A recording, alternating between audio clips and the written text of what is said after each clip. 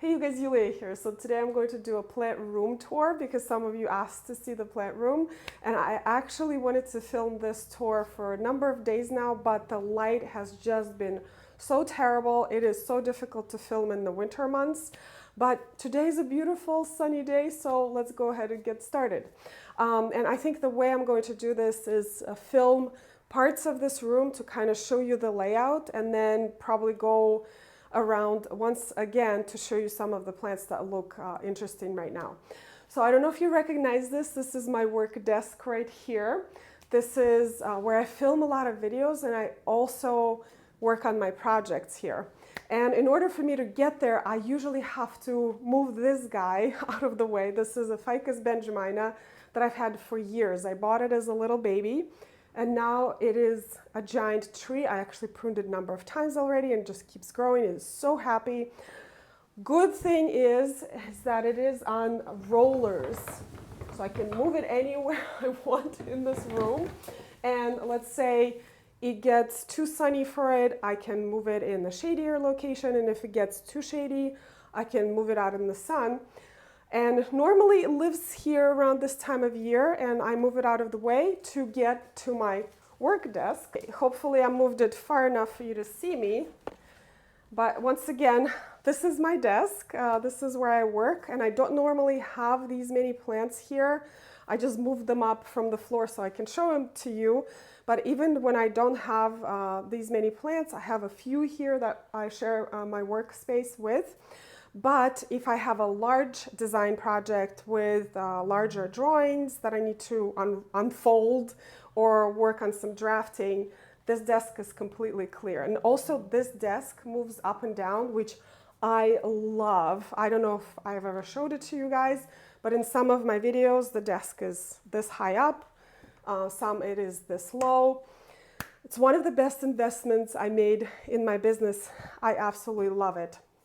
Now, the plants. So the obvious is the amaryllis. So this is magic green that is blooming right now, one of my favorites. I just love the subtle color of it. It's also very tall amaryllis. You know, some amaryllis are a little bit shorter, especially double varieties, so they don't flop over, but this is a tall guy here. And I have to tell you guys, I am not having a great amaryllis year. And the reason being is that this past summer, I actually did not plant a lot of my amaryllis out in the garden. But the ones that I did plant it out bloom beautifully. The ones that I didn't have beautiful foliage and look very healthy, but they're not going to bloom anytime soon. So there's definitely correlation there, and anytime I plant out my amaryllis out in the garden, they perform beautifully and very successful. So I think from now on, what I'm going to do is downsize my amaryllis collection a little bit, because it is very labor intensive to plant out lots of bulbs in a garden, and I don't have the space for it. I probably have 30 or 40 amaryllis bulbs at this point. What I'm going to do is cull the herd, so to speak, this coming summer, and give some away and leave only the ones that I really, really love.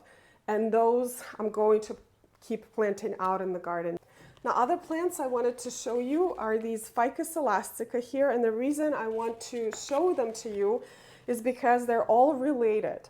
So I had this one Ficus elastica, which is beautiful. It has this dark, large foliage, and it kept growing really tall. And what I did is I cut the tops and I propagated it, and now I have 6 of them. And it keeps happening, and that is one of the reasons this plant room is so full of plants, is because they just keep growing. And for some reason, I am especially successful with ficus. They really like this room. And instead of throwing the cuttings away, I just feel bad and I keep propagating them. So I think what I'm going to do this coming spring is have some sort of a plant sale, because it's time. It's time to kind of thin out the herd once again. But the plants are absolutely beautiful. And the ficus is really easy to propagate. by water propagation. So you just cut the tops and you put it in the water, and in a matter of a couple of weeks you will start seeing roots. The only thing is when you cut the ficus, you will see that milky sap coming out. So don't freak out, just put it in the paper towel for 5 minutes. It will disappear, and then you put it in the water and they root easily. Now this is the other side of the room, opposite of the desk I just showed you. And actually in the summer, this is where I have my desk. Because majority of these plants, except for the really big guy I showed you in the beginning of the video, the ficus, majority of these plants go outside for their summer vacation, and this room is practically empty, and I like my desk here in the summer because the lighting is a lot better for design work. Now, speaking of ficus, there's another beautiful specimen here. This is a variegated variety, and this one and the green one are almost the same age, but because this one is variegated, and variegated plants, because they're a little bit slower on photosynthesis, are slower growing. So this one is smaller, but it tries to revert into green variety all the time. So I just cut a really big branch here that was completely green, and there's another one coming I just saw. See, so when you have variegated variety houseplant or plant outside, sometimes they try to revert, make sure that you cut that green shoot off because it will take a lot of the energy out of the plant. Now, here's something that I wanted you to see, because I don't want you to think that everything is perfect in this room and it's so beautiful.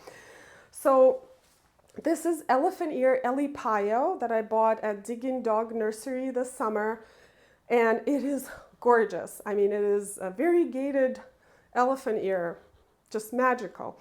But after I brought it inside, you could see what started happening, because the air here is drier. It literally started crumbling like this. So a lot of times when the air is dry, the edges of the leaf will dry up and kind of like crumble and fall apart. But as the plant starts to acclimate, the new foliage that comes in kind of is better and better. But I still will be okay if this one will go totally dormant, because it has a pretty decent corm. But now, a couple of days ago, I saw there's a pup coming on the side here. So I think this will be overwintered as a house plant pretty well. I also have a Browalia that is blooming right now. It actually was blooming even more prolifically a couple of weeks ago. Browalia, by the way, is an excellent garden plant for shade to part shade. If you want color, Browalia, this is endless illumination and just so, so beautiful. Now, another thing that I have here that I love is this Bismarck palm that I bought this past summer. Now, I primarily bought this plant as a focal point for the garden, and I'm just trying to overwinter it here to make sure it survives the winter so I can use it again in the garden, because it was so beautiful. I just have to find a really beautiful pot for it. Now, I love palm trees because they're just so architectural. They're very easily grown outside in New Jersey summers. However, they're a little bit tricky inside because they need that higher humidity and a lot more light than a lot of these tropical plants. Like palm trees like really good light situations. So I'm just hoping that this guy is happy. He actually put out a new leaf since I put him inside this room in the fall. So I think he's happy for now, but he also lost the leaf. So we'll see, give and take. I'm also overwintering coffee cups, elephant ears here. So far it's happy. Sometimes coffee cups will go dormant, which is perfectly normal. So the leaves will dry out, and I will keep it here in a pot as corms, perfectly fine. Sometimes it's happy and it starts growing and kind of act as a house plant, which is fine with me. They're so beautiful. Now over here on the mantle, I have all sorts of hanging plants, and I just love it. And there's another hanging plant right there, philodendron, that I have in like a macrame, I think that's what you call it. And here is a monstera, which is a baby of a monstera I have behind the desk. I'll show you in a minute. And once again, you know, I keep propagating plants and they just keep taking root and growing and being happy. So that's why I have so many plants. All right, so now let me do a couple of close-ups. So this is the desk again, right here. And over here is the radiator that I barely turn on because the room does get very warm.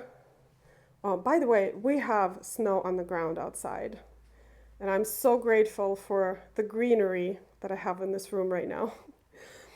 Now, this is the Bismarck palm that I was talking about. Just look how architectural this plant is. Gorgeous. And over here is a Plicthranthes that I'm overwintering. I had this plant out in the patio in the summer. And in fact, a lot of these plants I'm just trying to overwinter and take cuttings off so I have plant material for the spring to populate my containers outside. Like this purple heart, Tridescantia, for example, and the Zebrina Tridescantia that I take cuttings off and I put it in shade containers. There's a beautiful neon philodendron that need to be repotted. I actually need to repot a lot of these houseplants. So that's what I'm going to do in the next couple of weeks because the season is pretty much perfect for repotting houseplants right now. There's the philodendron right there. Now this plant right here, which is supposedly colocasia or elephant ear. I'm actually overwintering for a friend of mine, but I'm almost certain this is alocasia.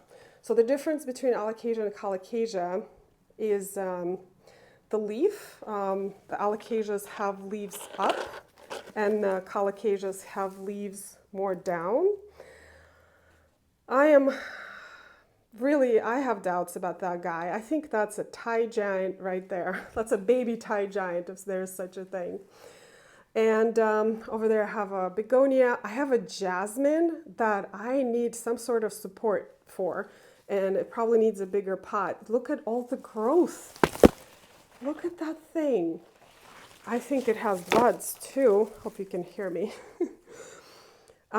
This is the variegated ficus that I was showing you, the close-up. Look how pretty. Now over here I have some paper whites blooming. This is my second succession. And this part right here is mainly for succulents because this is southern location and succulents just thrive here. I'm trying to pick one to show you. That cactus right there, I brought from Arizona as a little baby. And now it's like a real cactus. That Echeveria or Echeveria, however you pronounce it, look, it has buds. It's about to bloom. It blooms every year. It's just so happy here. There's some palm trees, croton, and variegated Ficus elastica. Gorgeous foliage. It's absolutely beautiful. This is philodendron Birkin. And check out this plant. This one I bought last week. This is my first plant of 2024. This is Pilea depressa. And I think it will look so beautiful as a trailing plant in one of the outdoor containers. I am so drawn to like small leafed plants like that. Now this is a cool plant. Again, a really beautiful architectural plant for outdoor summer containers. This is Kalanchoe or Kalanchoe, however you pronounce it, beharensis. Look at the leaves, and they are so velvety. They're almost like lamb's ear, but better. It's just so cool. I love it. And over here, I have this really old trunk that I love with lots of succulents. This is aloe, and Haworthia. Haworthia is a great succulent if you don't have enough light. This one, pretty much anybody can keep alive. I know some people can't even keep succulents alive, but Haworthia, so easy. It produces pups all the time. There's peperomia that I have to take cuttings off. There's another echeveria. Look how pretty. It looks like a rose. This is graptivaria. And again, I need to take cuttings of this one because look how much it's grown. It's wanting to be rooted somewhere. It has roots already. And here I have coleus that I'm also overwintering. I'm taking cuttings off so I can have some plant material for my shade containers. Variegated pothos. Look how pretty. Trailing. Now, that right there is my pride and joy. That is string of turtles. And I normally have really hard time growing strings of anything, but look at this thing. How cool and healthy and happy this thing is. I love it.